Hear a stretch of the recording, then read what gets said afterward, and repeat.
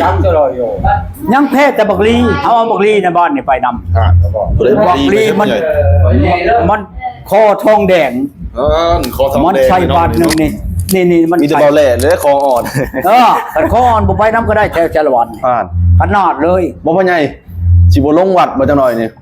ลงบ่วัดนะ ลงมาแล้ว ไปหาเบิ่งผู้สาวน้อยเนาะ รถประทายคลิป ไปหาลอกบ่ผู้ชาวน้อย อ่านสิหอมแก้มเขาบ่พ่อใหญ่สิลงไปหอมแก้มเขาบ่ เอาเห็นบ่มื้อนั้นบุญวัน อ๋อโตโอ้ โอ้ ย ยคว้ากอดเด้บัดนี้มันเอาแล้วมันว่าเอาแล้วมันอยากล้มเจ้าเฮ็ดได้ฉัน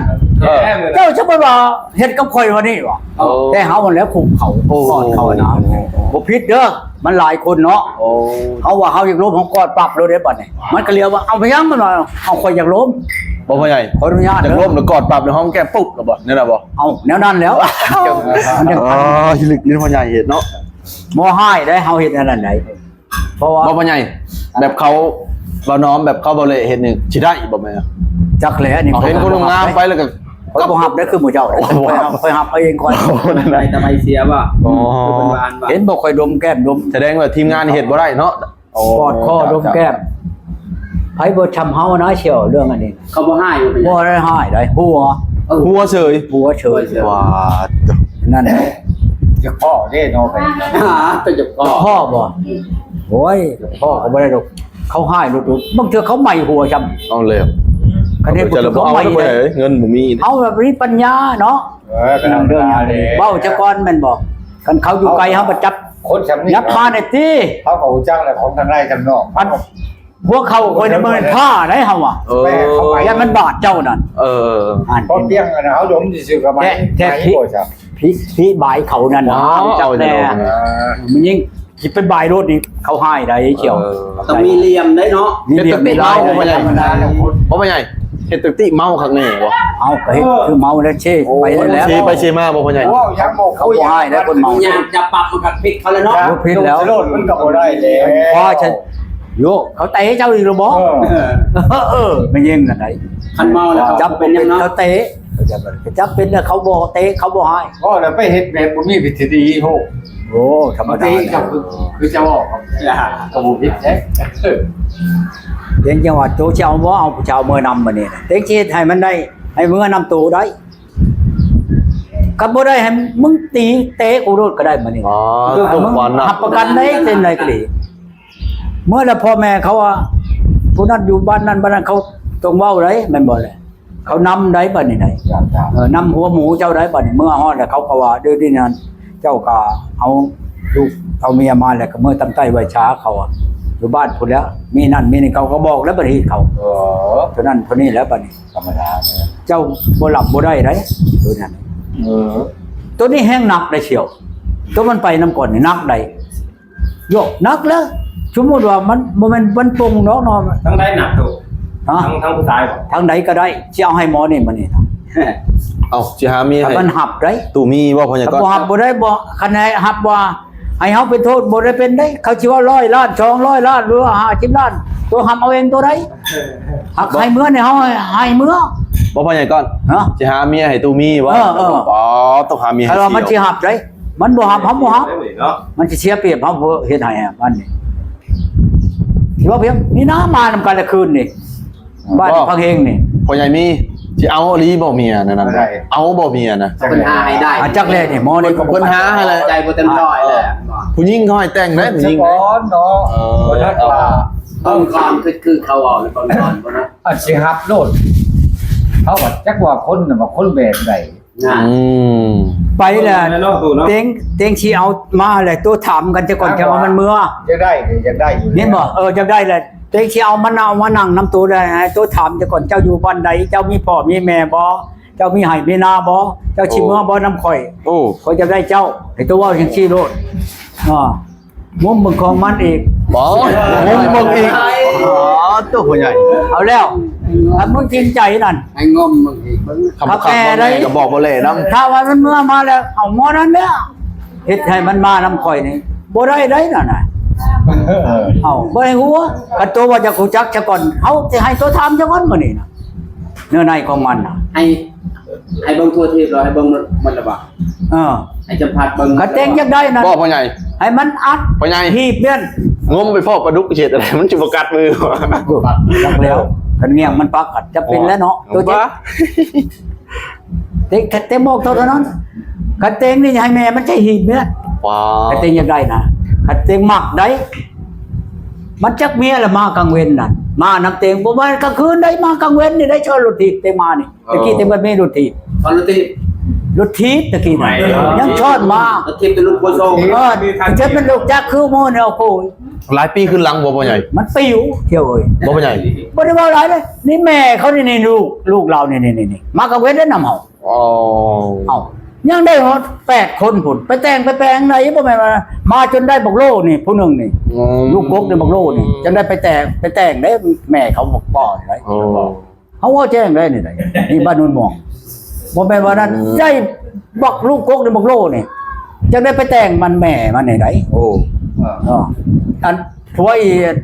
ยังก็ไปเดือน12เนี่ยเราไปเฮาก็บ่จักเนาะไปนั่งตะหมอบกับมาย่อมือใส่เดี๋ยวนี้นั่นมาให้เจ้านี่เมื่อตำไต้ไว้ช้าแล้วเดี๋ยวนี้จนเราได้ลูกหนึ่งเราอ่ะ เออ ผัวอีจันหอมบ่แม่นอีผัวอีแพนไปนี่เคยเขาเนาะ อืม จังได้เมื่อขอเมื่อไหวจังได้กินดองได้กับแบกเขานี่ได้ โอ้ ไปเอา นั่นน่ะ บ่ เนาะ แม่นว่าเอาปีนั้นน่ะแต่งจนได้ลูกหนึง โอ้ สิอำไปหยังแต่ข้าหันมาแล้วอาโกยหักเอาก่อนเรานี่ก็หลายเมียกว่ามา5-6เมียแล้ว และมาเอาเรานี่ผู้ที่7นี่ โอ้ เอาเรานี่เลยแต่ว่าครึ่งเมียเนาะครึ่งเมียนี่เลย อืม ที่7แต่ว่าป้าเรานี่ก็โยก7-8 คนแหละแต่ป้าเรานี่ ว้าว มี3คนก็มี โอ้ ว่าได้ฉัน โอ้ ถามรถตัวมีแล้วก็ได้จะเมียเพิ่นน่ะ เออพ่อใหญ่มีได้จังเมียแล้วพ่อใหญ่มี ถามรถ 3เมีย โคตรเอา ว้า สาว เมีย โตบ่ธรรมดาเด้อฮะ ยังสู้ตกลงไม่ได้เนาะ เออเป็นอะไรลูกหลานได้หลายคนหรือว่าลูกเต้าเราก็ เด็กที่ถามโตแม่ตายหรือแม่ป้า ตามฟังเพิ่นเนาะ โตนั่นเมียตายบ่ลืมป้า อะไร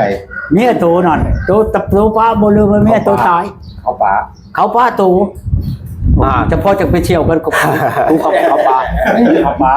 เขาไปป่า โตเตะเขาบ่ อะไรบอบริเต เห็นไหมฉัน อะไร จังเขาป้า จะอยู่น้ำนี่แล้ว เต็งนั่นเต็งเฮ็ดหลายเฮ็ดเขาหลายนั่นขึ้น7เดือน8เดือนว่าป้า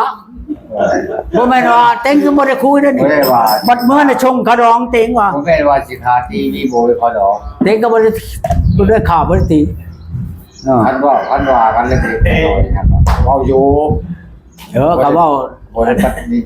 ดาบ เอาว่าเรื่องให้กันนะให้อยู่ให้ธรรมดานะ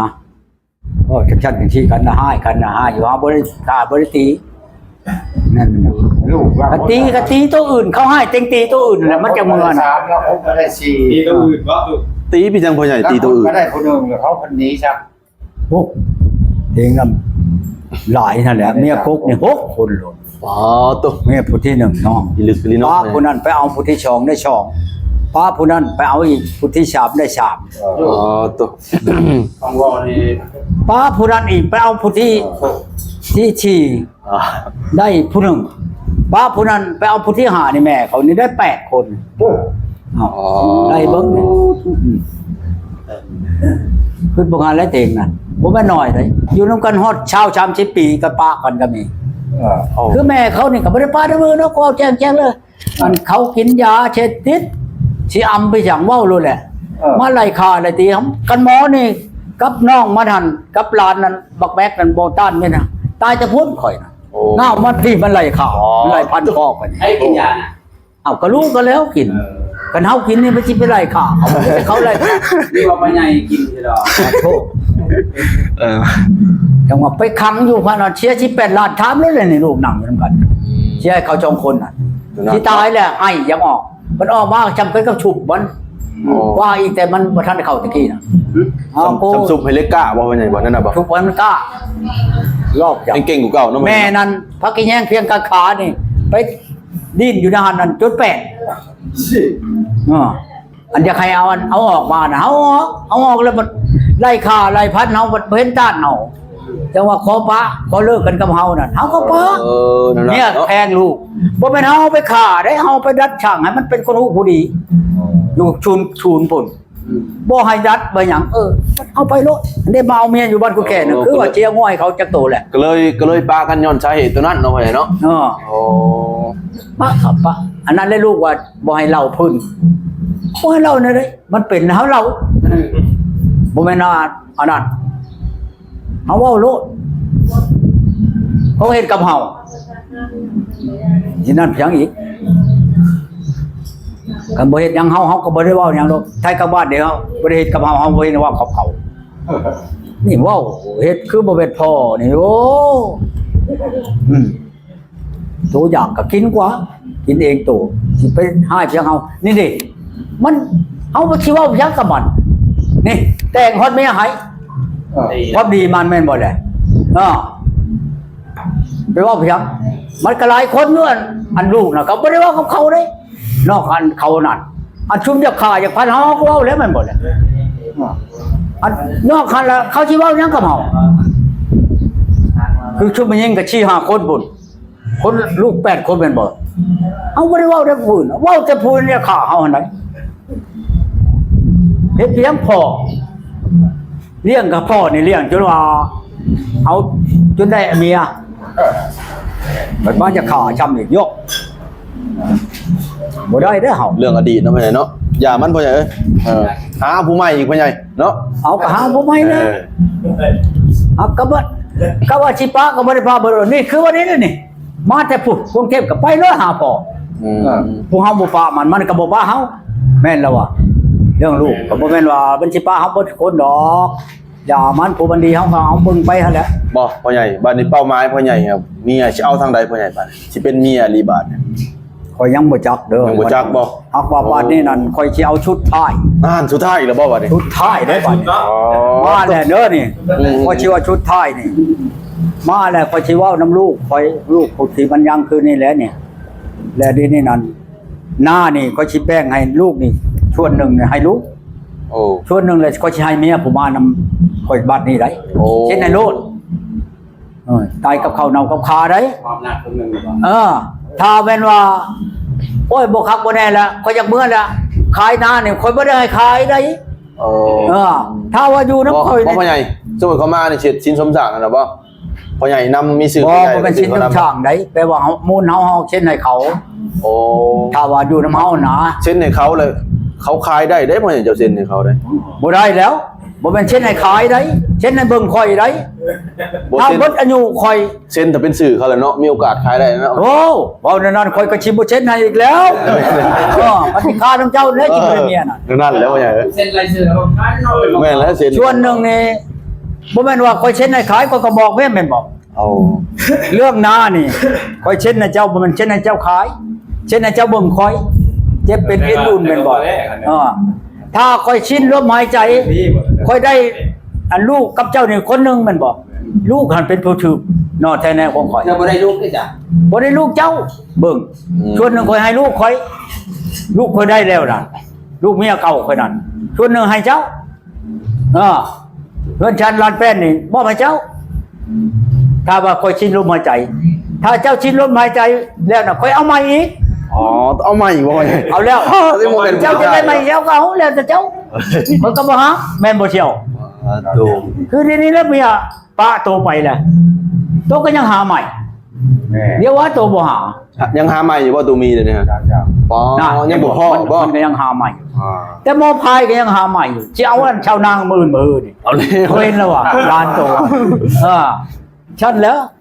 ทุกก้อนยังเต็งว่ะอัน ผู้ใดก็อยากได้เนาะมี หมอ อัน พายได้ป่ะกูสิเอาเลยได้ ได้ มึ มึ ง ง ชัว มาใต้หรือเปล่าตุ๊ก ฮะ ผ่านขึ้นลงไปคุณได้ขึ้นลง อยู่ใช้มาบ่เด็ด ไปยังว่า อยู่ใช้ได้นี่ไปใช้เด็กเลย ขึ้นไปคุณได้ ขึ้นใช้ ขึ้นไปได้เป็นติดปลายแล้ว ขึ้นเวียงพุ่น แม่นเดียวนะ โอ้มีผู้หนึงอยู่เวียงเด็ดนี่จะให้ตู้พายนี่ไปเผาเฮือนบ่ได้เห็นหยังคือมาตัวนึง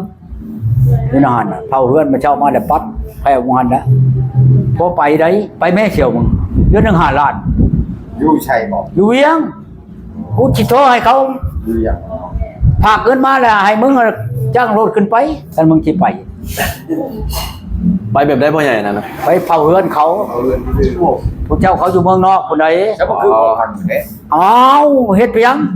หักเขานั่นนึงกินเองได้ชื่อเองกินเองได้อันนั้นไหน แต่ผมมือนี่ก็ยังนึกคิดเอง น้ำเขาให้เตงนี่ไปเตงหำบ่ไปเตงนั่น สิได้ที่บ่เสียวเพราะว่า เตงสิเว้านำเขาก่อนกันว่ามึงสิไปนั่น ไป หมอพายนี่ก็เขาจะให้ไปอยู่ ผมมือเนี่ยเขาอยู่คนเดียวเขาก็นึงคิดเองเขาแล้ว แม่นแล้ว ตักน้ำเขาก็ตักกินเองเขาแล้ว เตงก็อยู่ผู้เดียวเขาเตงบ่ไปเตง แต่หน้าคนละภาคห่วยอะจะได้เตงไปอยู่นำปัญญา มัน นา ได้คือว่าโอ้ยไป ได้เตงสิเว้าให้ สิไปมืออื่นนี่ก็สิไป บ่ยากคันมึงว่า มั นั่น นได้คือว่าไปแท้ ก็บ่ได้เฮ็ดหยังดอกปัดเทือนแหละก็ล้างหันล้างนี่น้ำว่าให้มันสะอาดของเขาแล้วพอนะบ่มีหยังดอก ๆ หมานั่นอย่างนี้นั่นเท่านั้นว่าตัวหนึงนี่นะคนบันดงกิโลนี่เราอยู่หันนั่น40 ปีแหละ